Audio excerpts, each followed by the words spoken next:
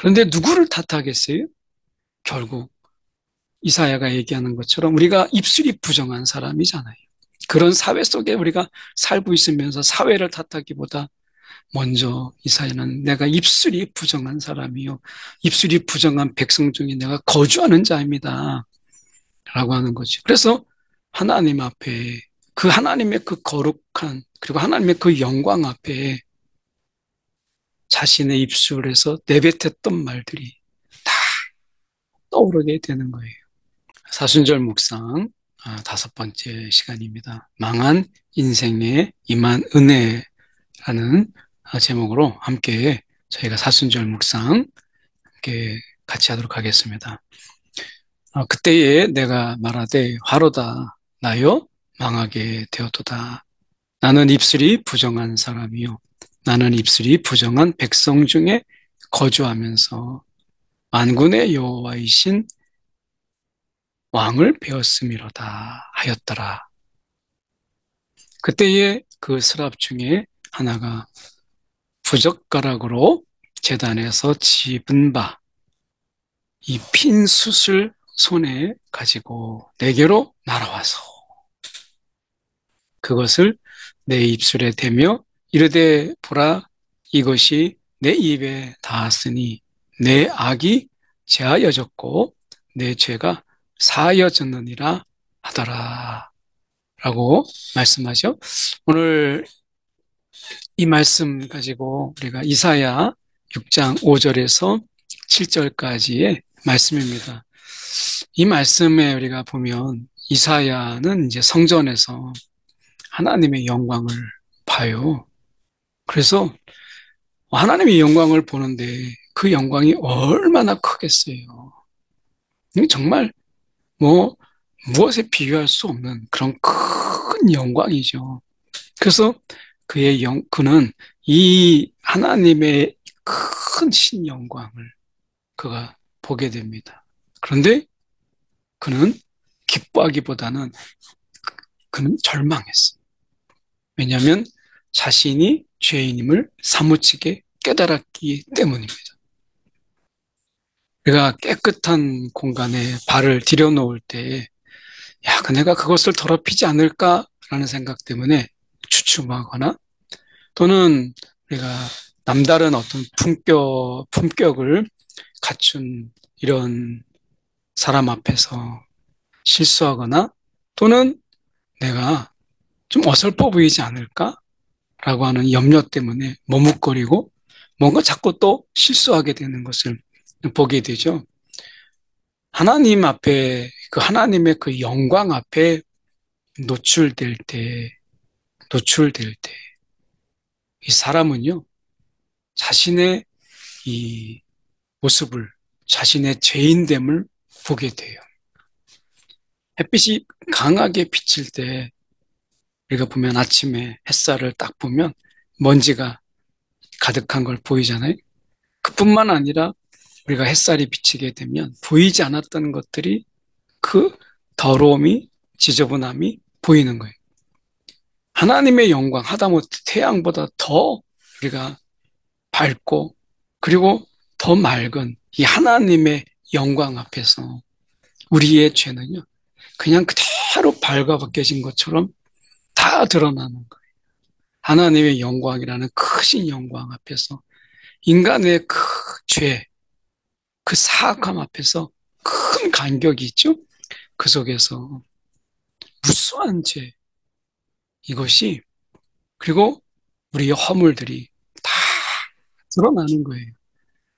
제가 예수를 만날 때, 여러분도 마찬가지겠지만, 예수를 만날 때 경험, 우리가 다 하잖아요. 예수를 만났더니, 그 놀라우신 주님이라고 하는 것을 깨닫게 될 때, 얼마나 죄가 그 속에서 다 드러나는지, 정말 내가 죄인입니다.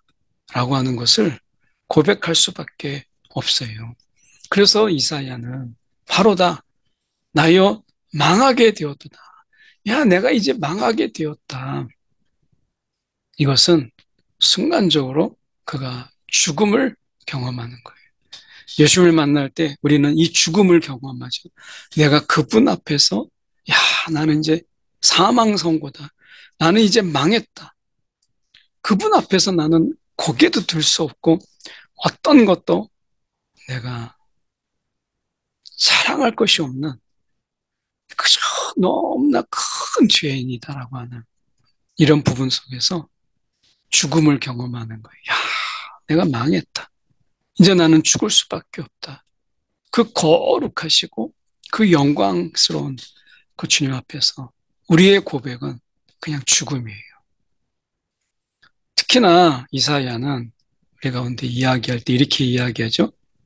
입술이 부정한 사람이라. 이렇게 얘기합니다. 특별히 많은 부적이 있지만 이사야는 특히 입술로 지은 죄, 말로 지은 죄, 말로써 우리가 이 지은 죄. 여러분 우리가 말로 지은 죄가 얼마나 커요. 형제 보고 나가라 하는 이런 말을 하는 것도 우리가 지옥에 떨어지는 죄라 한다면 우리가 입술로 우리가 지은 죄가 얼마나 무서운 거예요? 우리가 입술로 지은 죄를 가볍게 여기는데 이거는 이사야는 입술이 부정한 사람이라 자신의 입술로 지은 이런 죄, 특히 자신은 입술이 부정한 백성 중에 거주하는 이런 사회적 환경에 자기가 거하고 있어요. 웬만한 욕이나 웬만한 험담 또는 내가 주위에서 조롱과 비난 이런 것들은 아무렇지도 않은 이런 속에서 그가 살았어요. 함부로 말하고 정죄하고 비난하고 하는 것들에 대해서 우리는 전혀 마음 아파하거나 이런 것을 우리가 경험하지 못한 이런 것에서 우리가 살지요. 웬만한 욕설이나 우리가 막말은 아무것도 아닌 지금 우리 사회가 그렇잖아요.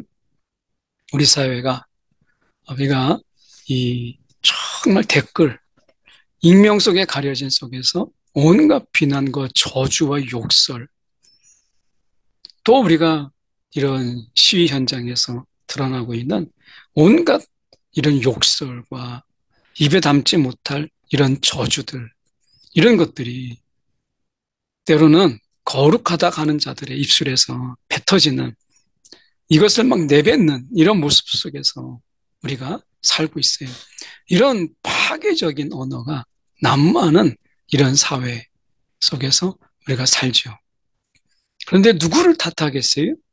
결국 이사야가 얘기하는 것처럼 우리가 입술이 부정한 사람이잖아요. 그런 사회 속에 우리가 살고 있으면서 사회를 탓하기보다 먼저 이사야는 내가 입술이 부정한 사람이요. 입술이 부정한 백성 중에 내가 거주하는 자입니다.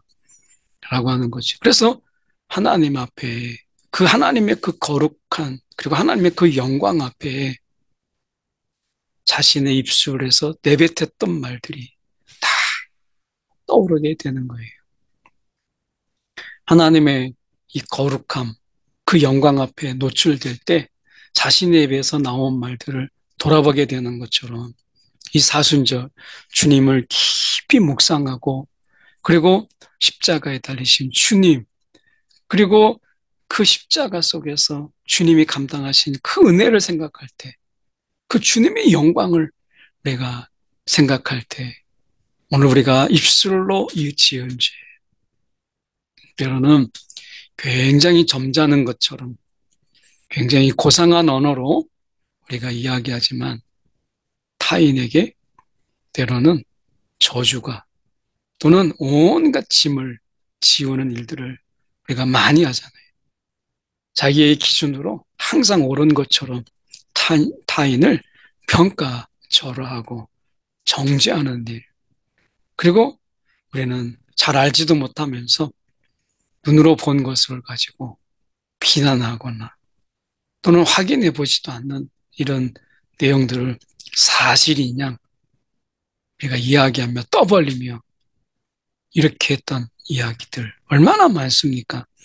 정의를 외치지만 자신 안에 있는 이런 불의 이것을 보지 못하는 남들 앞에서는 정의를 외치지만 자기가 불리할 때는 자기가 유리할 때는 온갖 불의를 행하는 이런 입술 이게 우리의 입술이잖아요.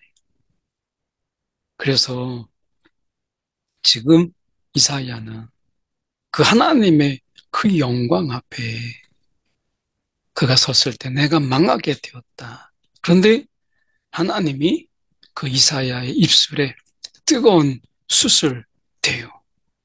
그리고 백성을 향해 보내십니다. 그러면서